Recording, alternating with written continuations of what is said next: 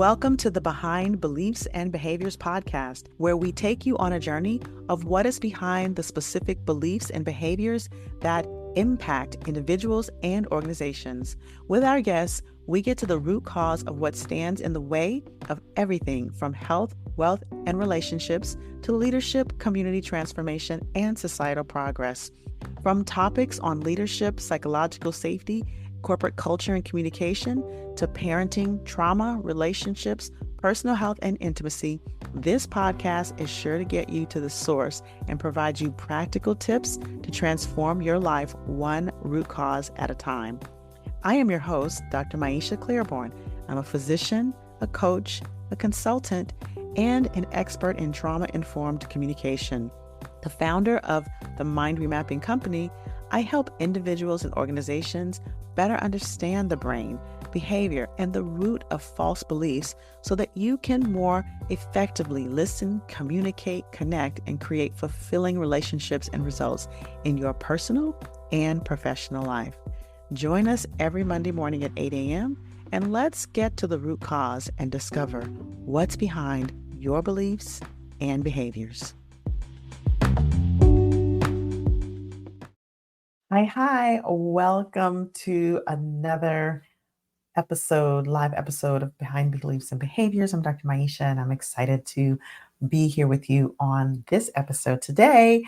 I want to talk about what's behind effective communication. Now, I have been talking a lot about communication lately, and that is because that is the thing that I do. I help leaders listen and find the source of miscommunications and misunderstandings so that people can move about the organization feeling seen, learned, heard, respected, valued, and so that everyone in the organization can thrive.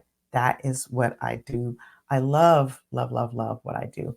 And so today, I really want to talk a little bit about what's behind effective communication, because again, if you've listened to me, you know I've shared that if you think about it, we aren't necessarily taught how to communicate. We learn how to communicate, no doubt. We learn by watching and listening in childhood to our parents, to our caregivers, to whoever it is that brought us up. Then we learn more by interacting with our friends and our instructors, our teachers in life. And then we also learn by watching media. And ultimately, when we get older, if we are leaning into expanding our skill set, then we may listen to books on or take a course on. But we're never taught the nuances of how effective communication comes into play. Like, what's the source of it? And so, what I want to talk a little bit today about is what's underneath the process, or what's underneath effective communication. And it really starts with the way we listen. And because I talk a lot about listening, I want to bring in another element, and that is emotional intelligence. Now, the listening and the emotional intelligence is intimately and intricately related, because the skill of emotional intelligence allows us to expand our listening in a way, knowing that if you've listened to any of my podcasts and if you've listened to any of my TEDx talks, you know I always talk about how we listen through these filters and then we label them. A place to be able to interrupt inaccurate labeling of an emotion, inaccurate labeling of negative self-talk, or of of incorrect, I should say, self-talk, or untrue self-talk. That is where the skill of emotional intelligence can come into play. Now, basically, what emotional intelligence is, it's the ability to identify, to name, to honor and accept, and to regulate and communicate effectively what's going on that we label as emotions. And oftentimes, where there is a gap in learning, or where there is an edge in learning, for many people who are conditioned, like myself, who are conditioned to not even know what they're feeling in our body, to be disconnected from those emotions. That's the first step. So, being able to recognize that an emotion is present and then being able to acknowledge and then identify what is that emotion and identify what is the source of that, what is the story behind that that could be elevating the emotion or making the emotion cycle, and then how then do we begin to disconnect or regulate ourselves inside of an emotion that could be rising intensely, and communicate and take care of ourselves. And so I want to talk a little bit about how we do that today. What are some tips in which we can do that? First of all, if you are in I think this is probably true these days of many industries, but certainly it's true in certain cultures and certain upbringings, that emotions are not a good thing unless they're positive. And this feeds into this concept of toxic positivity. And it has a root, especially the in the Black community and in other marginalized, colonized communities. It has a root. Historically speaking, and particularly in times of enslavement, Black people weren't allowed to feel too good, and we didn't want to show weakness because either of those things could mean certain death. And so there is a conditioning that happens when there's potential trauma involved in feeling one way or another. And so as a result, sometimes we can get dissociated or disconnected, push those emotions down. And then that's a habit that gets passed down from survival, from generation to generation to generation, and becomes part of culture. And there could be similar stories, or even different stories in other cultures of historically why that happened, why that happens in terms of the suppressing of emotions. But I'm speaking particularly from historically the identity that I come from, or the identity that I occupy. And so, knowing that there's a conditioning there, having the awareness that there could be a conditioning there from whatever background or from whatever past inherited value, belief, or teaching or learning that you did, the first thing to do is to acknowledge that and to begin to, how do we unravel that? Well, the first thing is to reconnect into the body and understand what is it that what is the information that my body is giving me about what I'm feeling. And oftentimes, because we get so disconnected from our head, or from our body, and we're in our heads because of necessity, for some of us, become of survival, become because of that's what we were just trained to do, then it can be very difficult to identify what's happening in our body and what we're feeling. And even for some, where there have been multiple experience of trauma, particularly physical trauma, it doesn't feel safe or good to be in one's body. And I think that's something that not only needs to be understood by oneself, and if you are a person who's experienced that, then it's very important that you seek out a therapy that can safely help you connect back into those emotions. Because again, I don't advocate for you to just try this at home. If you know you have a background of deep trauma, physical, especially physical trauma, and it doesn't feel safe to be in your body, then that's something that needs to be worked through with a professional. However, day to day, if if we're just conditioned to be in our minds and not in our bodies, we can begin to take the sensations in our bodies as information, and to begin to put a label on them as to, well, what is the emotion? And to be able to accurately label them, that is where we begin to expand our emotional intelligence. And I like the feelings wheel. I like the emotions wheel. And there are a lot of different tools. You can Google feelings wheel, emotions wheel.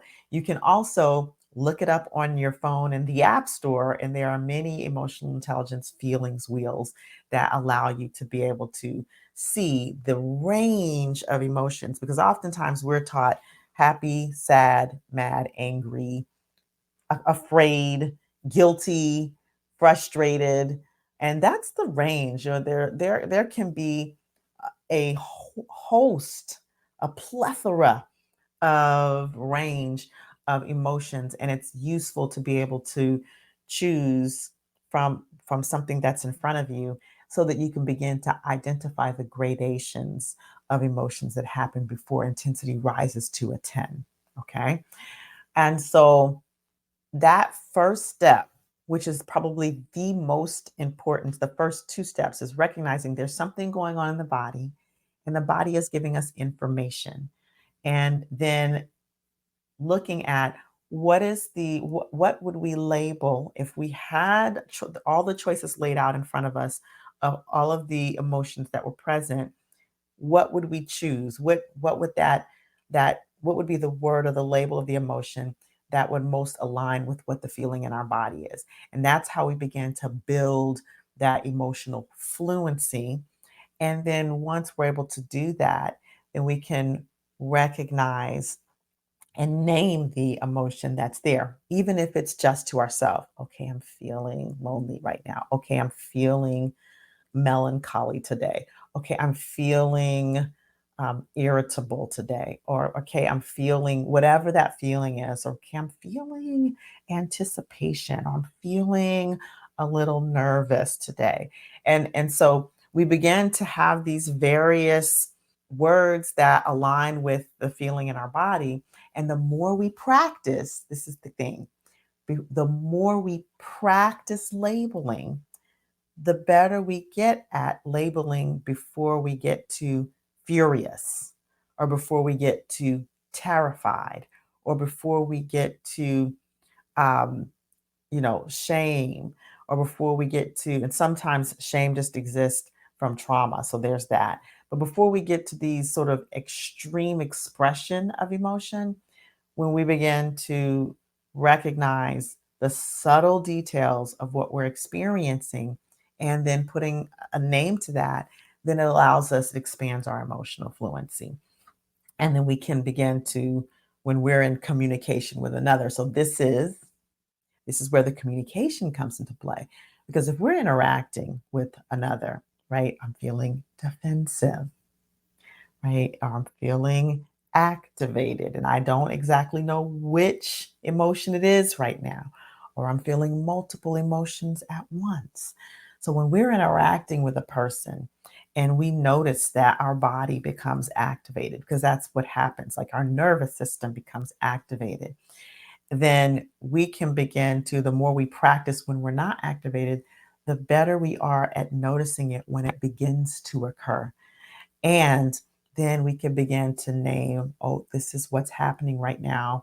I need to take care of myself. I need to step away. That's effectively communicating what needs to happen in that moment, right?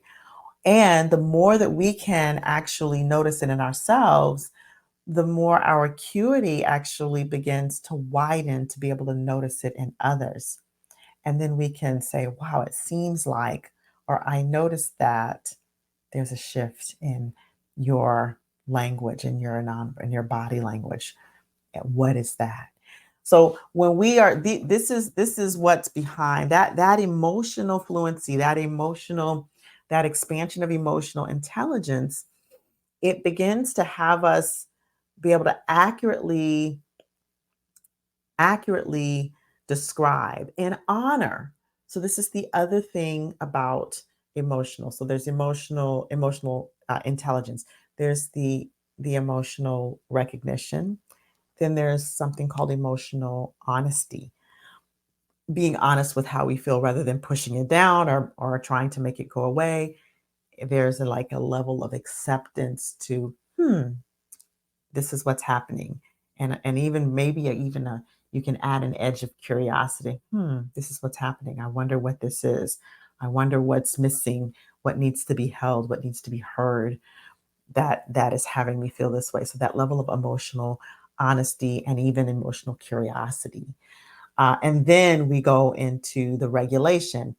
If we're in a circumstance where we notice that emotion is rising quickly, then to be able to have specific tools, and there are many, many tools, and I've done short videos on this, and I will probably do more videos, but when I'm teaching in my organizations, I teach several tools of regulation, but the simplest one is the breath.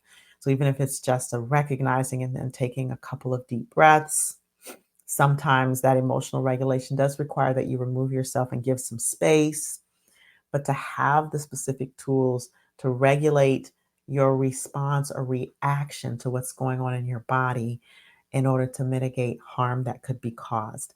That is the next step or level of emotional intelligence. So we have the identification or the recognition, you have the honesty, now we have the naming of it, and then we have the emotional regulation, which can then give you the communication to be able to communicate what's next. What do you need to do in interaction with someone to be able to mitigate harm? And when you're able to recognize it for yourself, as I said earlier, then you can recognize it with others, and there can be some, if possible, if that closeness or that rapport is present, then there can be some co-regulation there to help them to be able to come back to a space where they feel like they can think about what they need to do to take care of themselves, or you can give them space. Like it seems like there's something going on, and maybe that there's some activation happening. Do we need to take some space? Do we need to take a moment? Do you want me to give you a moment? And this is an emotionally intelligent way to manage inside of an interaction where intensity is rising, and you can see it in yourself and you can see it in another, right? I think this is getting a little hot. Let's take a step back. Maybe we come back to the table with this on a different day. Let's take a 5 minute break, whatever needs to happen. And so behind effective communications, bringing it all the way full circle, is this space of knowing how to recognize, honor, communicate, and regulate our emotions so that our listening is expanded and our response is modulated as in a dance with the person that we're interacting with. Okay. And so I want you to sort of take this and start to notice. The only homework you have today, because I love to give my homework, is to notice.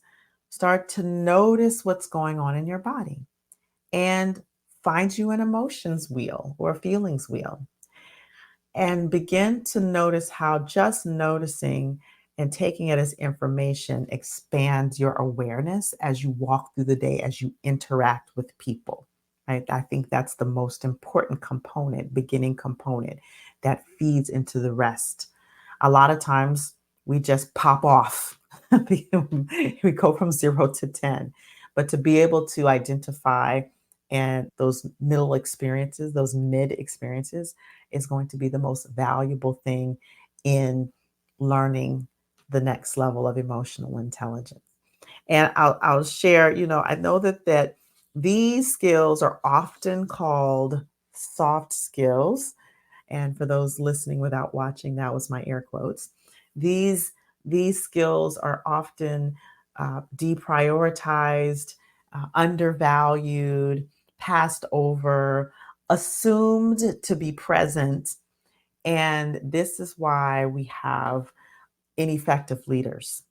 This is why toxic cultures and toxic um, organizations and relationships exist, because the people are undervaluing what communication can bring, what emotional intelligence can bring, what psychological safety and creating it, what cultivating trust can bring. And when we begin to, and what that does is that takes us further away from our humanity and from being able to see humanity in others. And that is what a lot of conflict and division and deep dehumanization, that's where that happens. And so if you are in an organization that is not about dehumanizing people, if you're in an organization that is in the conversation of creating a culture that has your people be seen, heard, respected, valued, and welcomed, feeling like they totally belong, then you're in the conversation of creating psychological safety. And these are the kinds of skills that you need to learn. Yes, there are policies that you can put in place. There are practices you can put in place.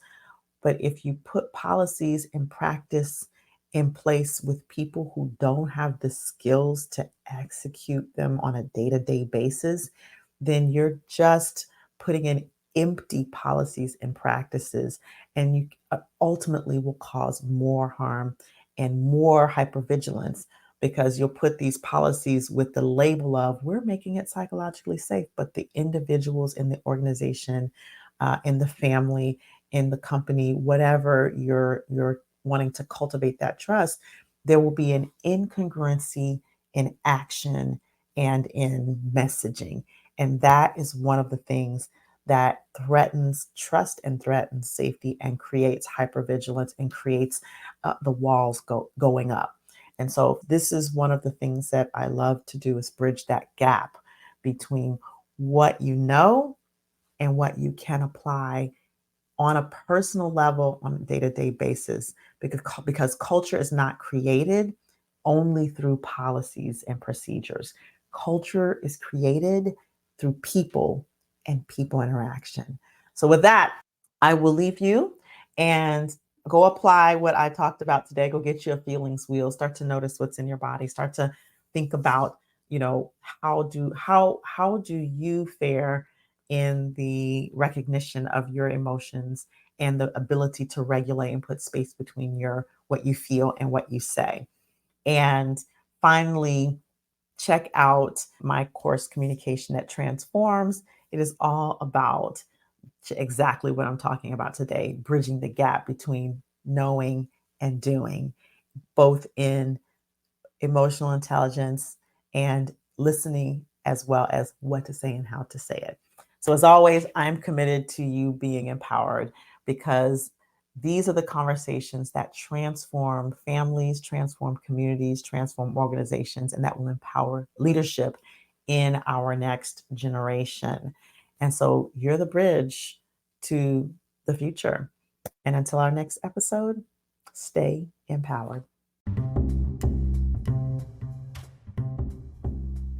Thank you for listening to our podcast. We know that without the listeners, there is no podcast. We hope you enjoyed this episode. Please remember to subscribe so you do not miss when we drop our next episode. And share this podcast with a friend, a family member, and a colleague, at least one person in your life today. This episode was brought to you by the Mind Remapping Company, helping organizations create psychologically and emotionally safe cultures that make their employees and leaders feel seen, heard, respected, welcome, and valued, all while fostering a thriving, engaged, and healthy workforce for the organization. Is your organization in need of a speaker? I speak about topics like psychological and emotional safety, trauma-informed communication, and employee well-being. If this is aligned with your organizational inclusion, belonging, or leadership goals, contact me, Dr. Maisha, by going to www.mindremappingacademy.com. That's mindremappingacademy.com. Finally, we train leaders, but we also train coaches. If you're interested in becoming a trauma-informed coach, visit our website as well and check out our NLP coach trainings and certifications. We'll see you on the next episode. Until then, stay empowered.